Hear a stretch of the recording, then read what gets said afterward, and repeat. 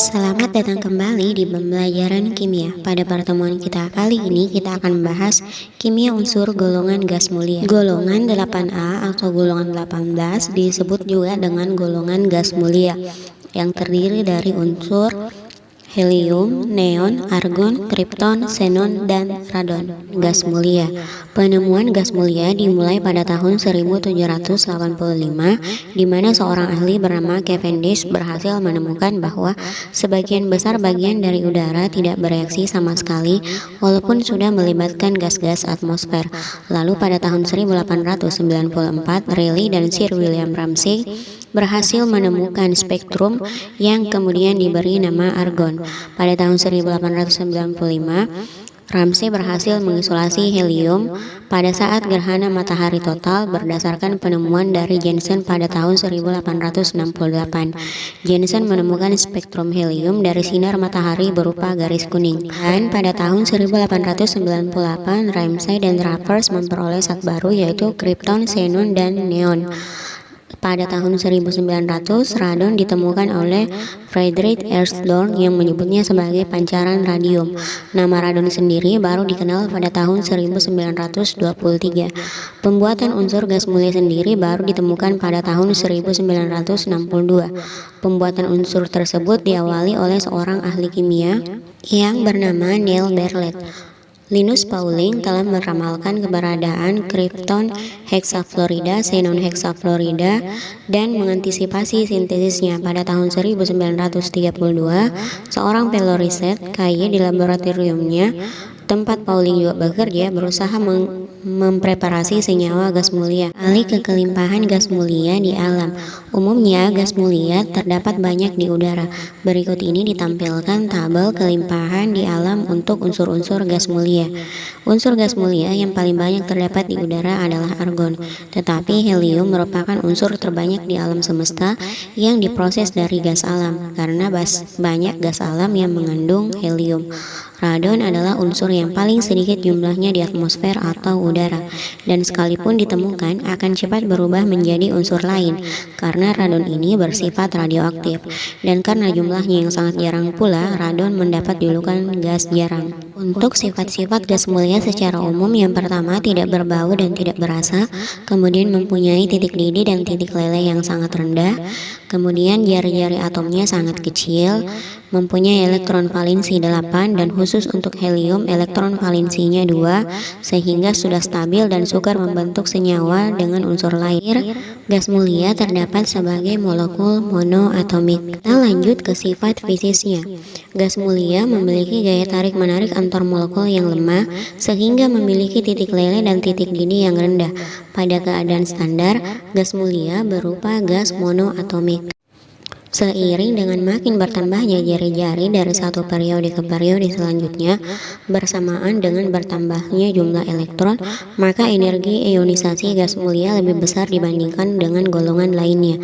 Energi ionisasi gas mulia berkurang sesuai dengan jari-jari atomnya. Pertambahan jari-jarinya, maka kereaktifan gas mulia bertambah besar.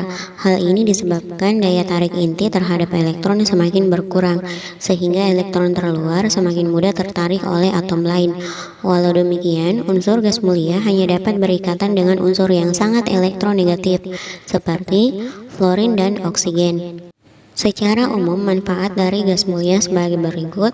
Neon digunakan sebagai pengisi bola lampu neon, argon digunakan dalam las titanium, kripton digunakan bersama argon untuk mengisi lampu fluoresen bertekanan rendah, kemudian xenon digunakan untuk pembuatan lampu bakterisida, dan radon yang bersifat radioaktif digunakan dalam terapi kanker.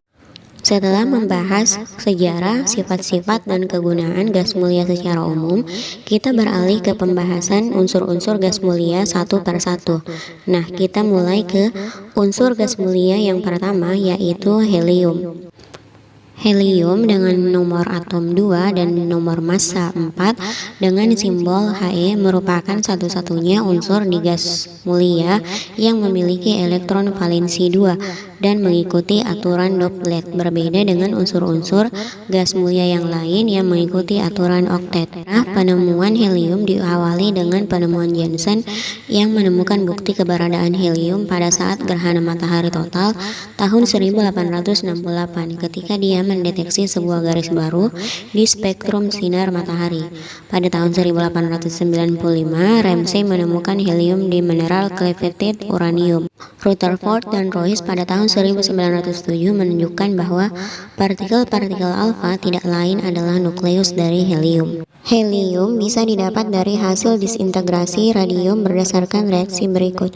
Untuk sifat-sifat helium, kita bisa lihat mulai dari fase, warna, massa atom relatif, nomor atom, konfigurasi elektron, jari-jari atom, massa jenis, energi ionisasi pertama, sampai pada titik didihnya. Helium digunakan sebagai gas pengisi pada airship dan balon udara, kemudian digunakan untuk menjaga agar oksigen dan hidrogen dalam bahan bakar roket tetap cair, dan yang terakhir biasanya digunakan sebagai pendingin di reaktor nuklir. Selain memiliki banyak manfaat, ternyata helium jika tersentuh atau mengenai kulit manusia, maka tubuh manusia akan mengalami mati rasa. Jika terhirup, gas helium yang berlebihan akan menimbulkan shock jantung dan kematian mendadak. Jika menghirup gas helium dalam jumlah sedikit akan mengalami sakit kepala yang luar biasa, tenggorokan mengalami iritasi, nyeri dan otot tegang, dapat memblokir jalannya oksigen ke otak dan menyebabkan masuknya gelembung-gelembung gas sehingga menyebabkan keracunan. Pemisahan gas helium dari gas alam dilakukan dengan cara pendinginan sampai gas alam akan mencair sekitar minus 156 derajat Celcius sehingga gas helium akan terpisah dari gas alam. Kita lanjut ke unsur gas mulia yang kedua, yaitu neon dengan simbol Ne, ditemukan oleh Ramsay dan Travers pada tahun 1898. Neon adalah unsur gas mulia yang terdapat di atmosfer hingga 1:65.000 udara. Neon diperoleh dengan mencairkan udara dan melakukan pemisahan dari gas lain dengan penyulingan bertingkat. Untuk sifat-sifatnya, kita bisa melihat di sini bahwa neon berfase gas, tidak berwarna, dengan nomor atom 10. Massa jenisnya 0,9002 gram per liter dengan titik lele minus 248,59 derajat Celcius dan titik didihnya juga minus 246,08 derajat Celcius. Kita lanjut ke proses pembuatan neon. Neon diperoleh melalui proses destilasi fraksional dari udara. Yang pertama dilakukan adalah dengan memasukkan udara ke dalam suatu wadah, kemudian mengubah wujud gas menjadi cair. Udara cair kemudian dipanaskan secara perlahan. Gas yang ada dalam bentuk cair tersebut ketika dipanaskan akan kembali lagi ke wujud gas pada temperatur yang berbeda-beda.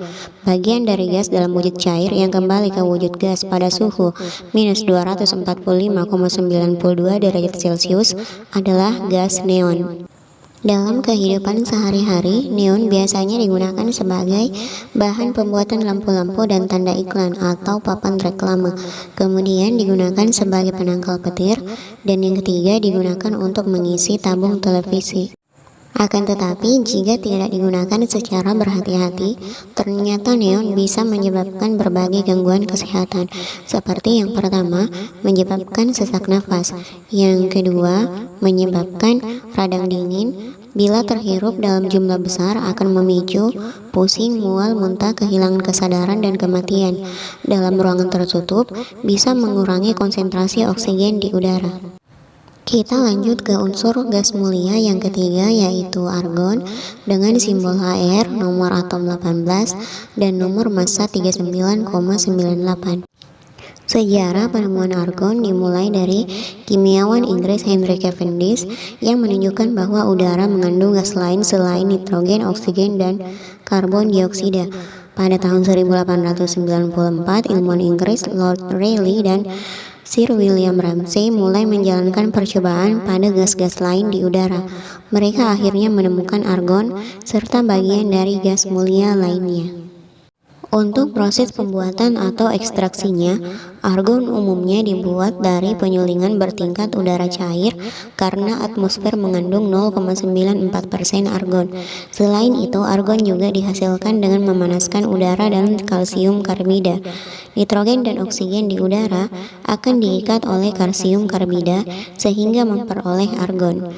Argon juga biasanya dihasilkan dari udara cair sebagai produk sampingan dari produksi nitrogen dan oksigen. Untuk sifat-sifatnya, argon merupakan gas yang tidak berwarna dengan massa atom relatif 39,948 gram per mol. Jari-jari atomnya 71 pikometer, massa jenisnya 1,784 gram per liter. Titik lelehnya minus 189,35 derajat Celcius. Untuk aplikasinya dalam kehidupan sehari-hari, argon biasanya digunakan sebagai pengisi tabung pemadam kebakaran. Yang kedua, sebagai pelindung dalam pembuatan kristal silikon dan germanium. Dan yang ketiga, sebagai gas inert yang melindungi dari bunga api listrik dalam proses pengelasan. Saat menggunakan argon, sebaiknya gunakan alat pelindung, karena argon ini ternyata berbahaya bagi kesehatan. Jika terhirup di ruangan tertutup, bisa menyebabkan kekurangan oksigen, sehingga menyebabkan pusing, sakit kepala, sesak nafas, mual, muntah, kehilangan kesadaran, bahkan bisa menyebabkan kematian. Kita lanjut ke unsur gas mulia yang keempat, yaitu kripton, dengan simbol Kr, nomor atom 36, dengan konfigurasi elektron 2, 8, 18, 8. Kripton merupakan salah satu produk dari pembelahan uranium. Kripton ditemukan oleh Sir William Ramsay dan Maurice Travers di residu yang tersisa dari penguapan hampir semua komponen udara. William Ramsay dihadiahi Nobel Kimia pada tahun 1904 untuk penemuan beberapa gas mulia, termasuk kripton. Untuk proses ekstraksinya, kripton didapat dari hasil distilasi udara cair. Kripton akan ditemukan terpisah dari gas-gas lain. Reaksi ini dihasilkan dengan cara mendinginkan kripton dan fluorin pada suhu minus 196 derajat Celcius, kemudian diberi loncatan muatan listrik atau sinar X. Reaksi yang digunakan adalah dengan cara mereaksikan kripton dengan fluorin membentuk kripton fluorida. Untuk kegunaannya dalam kehidupan sehari-hari, kripton digunakan sebagai lampu kilat fotografi berkecepatan tinggi. Bila dicampur dengan argon, bisa digunakan sebagai pengisi lampu fluoresen hemat energi. Sebagai bahan utama untuk pembuatan laser kripton di Florida, digunakan untuk lampu disko, digunakan untuk lampu menara mercusuar, digunakan untuk lampu pada landasan pacu pesawat terbang sebagai penerangan dan penunjuk jalan pada malam hari. Digunakan juga untuk alat radioterapi yang berfungsi untuk membunuh sel-sel kanker. Bahkan kripton juga digunakan sebagai laser untuk perawatan pada retina. Akan tetapi, penggunaan kripton harus berhati-hati karena bisa memiliki berbagai dampak untuk kesehatan. Yang pertama, bisa menyebabkan menghilangnya rambut, membunuh sel-sel saraf dan pembuluh darah yang menyebabkan kejang dan kematian mendadak, menghancurkan sebagian atau seluruh bagian tiroid, menyebabkan berkurangnya jumlah limfosit darah, menyebabkan kerusakan pada lapisan saluran usus yang dapat menyebabkan mual, muntah, dan diare berdarah, serta dapat menyebabkan kemandulan. Kita lanjut ke unsur golongan gas mulia selanjutnya, yaitu xenon dengan simbol Xe, nomor atom 54 dan nomor massa 131,29. Untuk sejarah penemuannya, xenon ditemukan pada tahun 1898 oleh Ramsay dan Travers. Xenon berasal dari bahasa Yunani yang berarti asing. Untuk proses pembuatannya, xenon diperoleh melalui ekstraksi dari udara melalui reaksi antara xenon dan gas fluorin, sehingga membentuk xenon fluorida. Xenon difluorida dan xenon tetrafluorida dapat diperoleh dari pemanasan xenon dan gas fluorin pada tekanan 6 atmosfer. Jika jumlah pereaksi gas fluorin lebih besar, maka akan diperoleh xenon heksafluorida.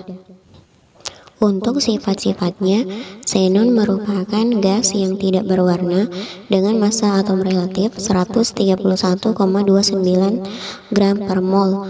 nomor atomnya 54, titik lelenya 161,4 Kelvin, dan titik didihnya 165,03 Kelvin. Untuk massa jenisnya 5,89 gram per liter. Dalam kehidupan sehari-hari, xenon digunakan sebagai obat bius pada pembedahan, untuk pembuatan lampu untuk bakterisida atau pembunuh bakteri, dan yang ketiga sebagai bahan pembuatan lampu disko. Jika digunakan secara tidak hati-hati, ternyata xenon bisa mencemari lingkungan, bahkan bisa merusak kesehatan. Selanjutnya, unsur gas mulia yang terakhir yaitu radon dengan simbol Rn, nomor atom 86, dan nomor massa 222,018 satuan massa atom. Nama radon berasal dari radium. Radon ditemukan pada tahun 1900 oleh Frederick Ersdorf yang menggelarnya sebagai pancaran radium. Pada tahun 1908, William Ramsay dan Robert Gray yang menamakannya niton, dari bahasa Latin nitens artinya yang berkilauan. Mereka mengisolasinya dan menentukan kepadatannya, kemudian menemukan bahwa radon adalah gas yang paling berat pada masa itu dan sampai sekarang. Untuk pembuatan radon, radon dapat dibuat dari disintegrasi radium berdasarkan reaksi berikut. Kemudian reaksi pada radon, reaksi radon dengan fluorin menghasilkan radon fluorida yang bereaksi secara spontan. Untuk sifat-sifatnya, radon merupakan gas yang tidak berwarna dengan massa atom relatif 222 gram per mol, jari-jari atomnya 120 pikometer, massa jenisnya 5,894 gram per liter, energi ionisasi pertamanya 1037 kJ per mol. Radon dapat digunakan sebagai cat untuk angka jam, kemudian berperan sebagai sistem peringatan gempa, dan yang ketiga dapat digunakan dalam penyelidikan hidrologi yang mengkaji interaksi antara air bawah tanah, air sungai, anak sungai, dan sungai. Penggunaan radon harus berhati-hati karena ternyata bisa menyebabkan kanker paru-paru. Nah, itu tadi pembahasan kita tentang unsur-unsur golongan gas mulia. Agar pemahaman kalian lebih mantap tentang unsur-unsur golongan gas mulia ini, silahkan kerjakan latihan berikut. Dan untuk materi pekan depan yang akan dibahas adalah golongan transisi atau golongan B. Sampai jumpa di pertemuan selanjutnya.